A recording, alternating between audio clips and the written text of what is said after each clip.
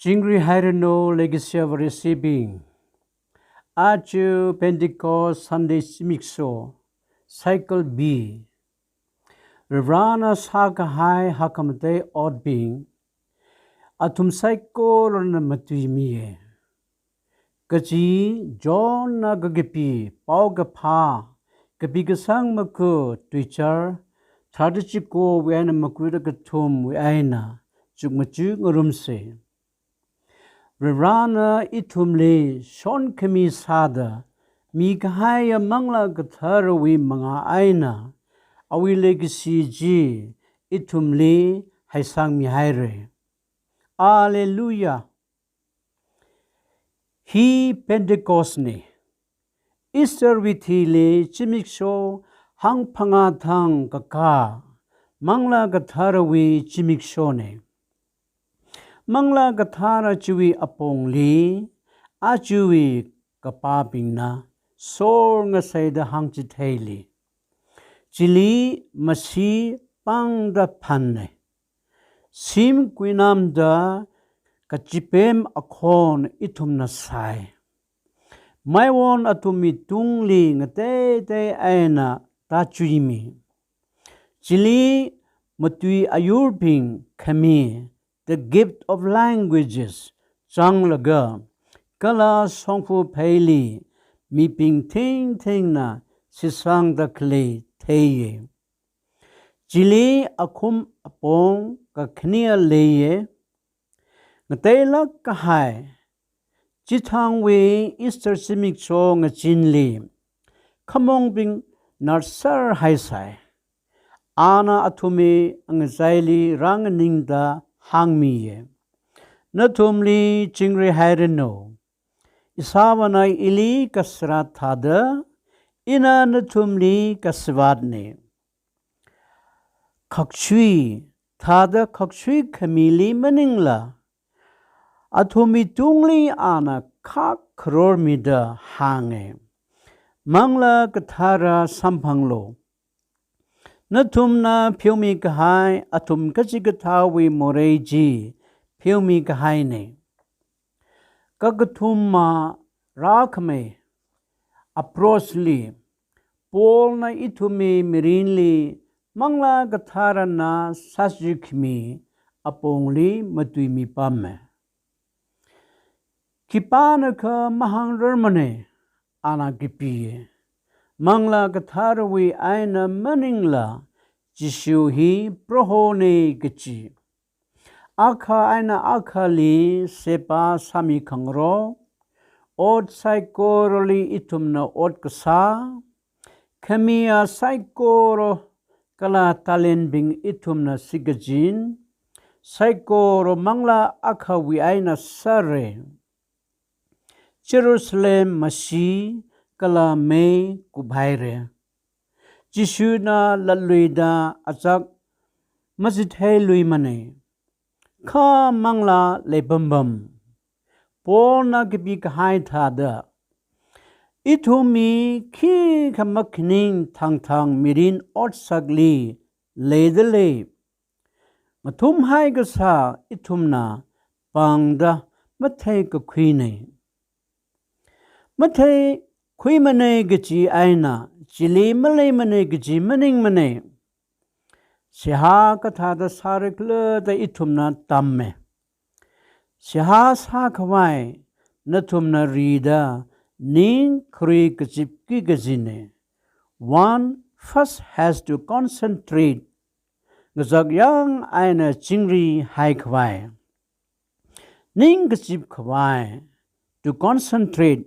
Sa khawai apong mithod kathum miye. Kala apong kathum ji apong akhali ngarai chad tazange.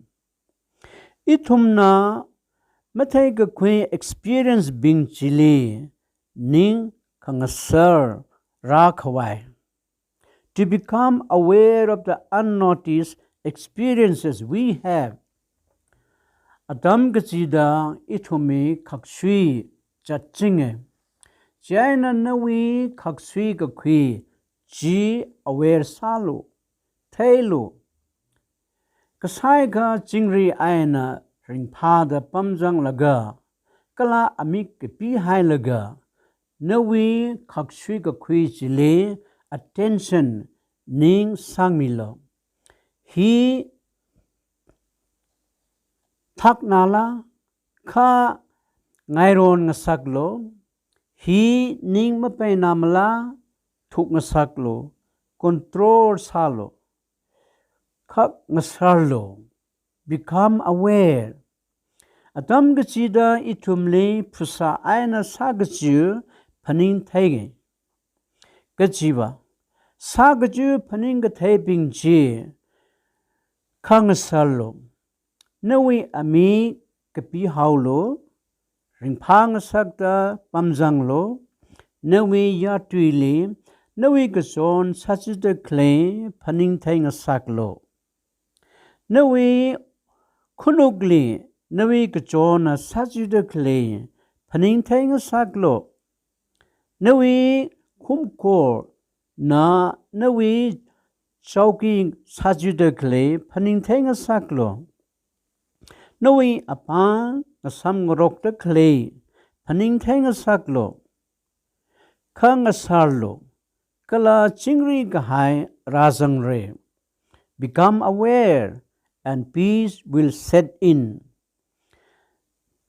ning khrui kchip kali kha malai akha mangla gathara wi khangso pentecost wi athaibing mathaila lesare ithumi khaksui khui de khle ngana de khle kala phusawi thek khui bing thada mathaila lesare thangka catechism class li in a school nos now bingli mangla ga tharwi apongli hanglu dang hanne athumna apong bing hiwili hange masi ka phan kuitungli maiwon rakchui sipan chingrod khra tolan tungli peter clay dwi ayur ping kya ka khamatwi shongfu phaili baptism sakmi kathatha bing hi atumna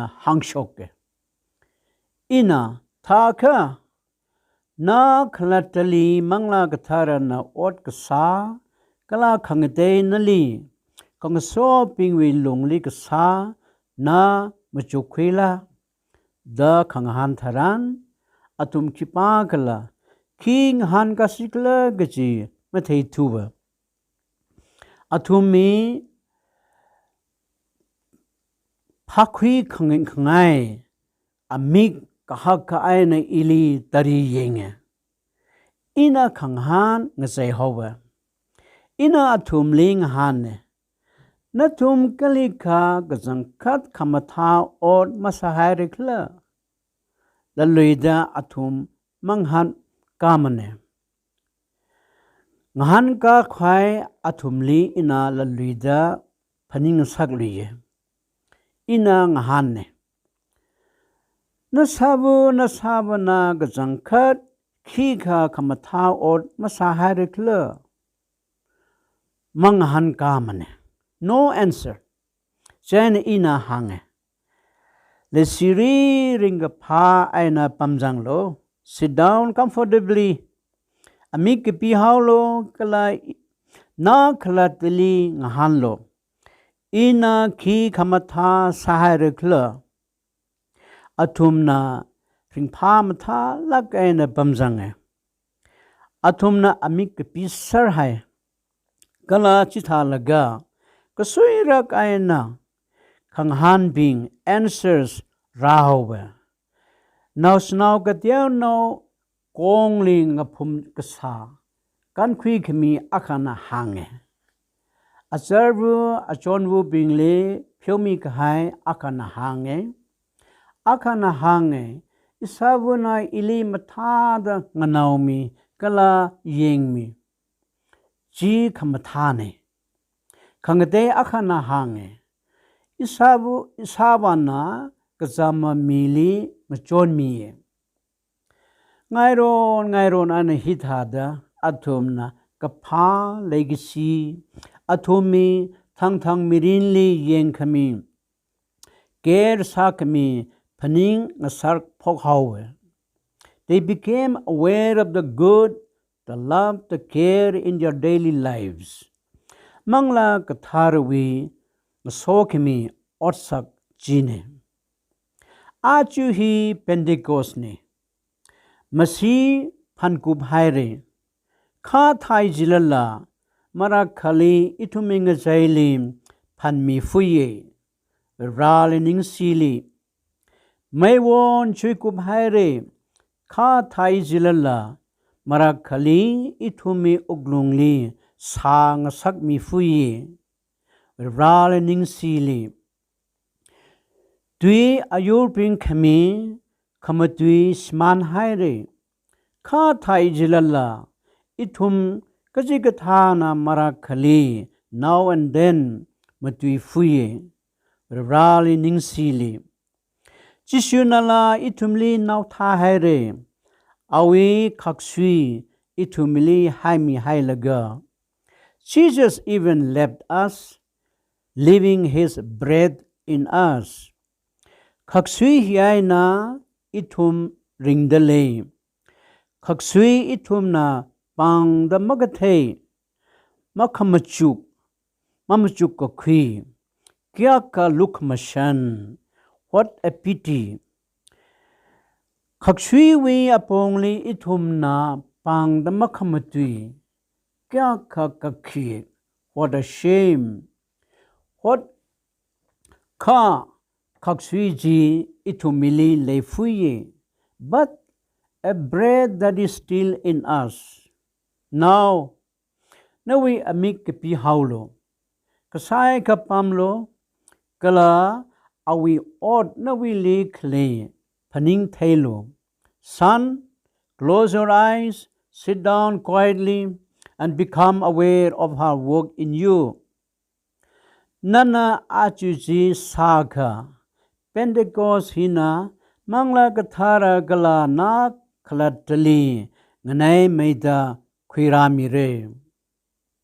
Legacy iwan nauping. Iwi mirinli mangla kathara na key role ngariyo mikla. Ina mangla kathara li sehasala sehasase. O ramilo, o mangla kathara ramilo. Kathara kohor sada ramilo, kalai itumli thanmilo. Kathara kamashunga sada ramilo, kalai itumli tamchithai milo. Amen. Ringapha mangla kathara vichimik sho, na tumli somi rino, kala chingri hai rino.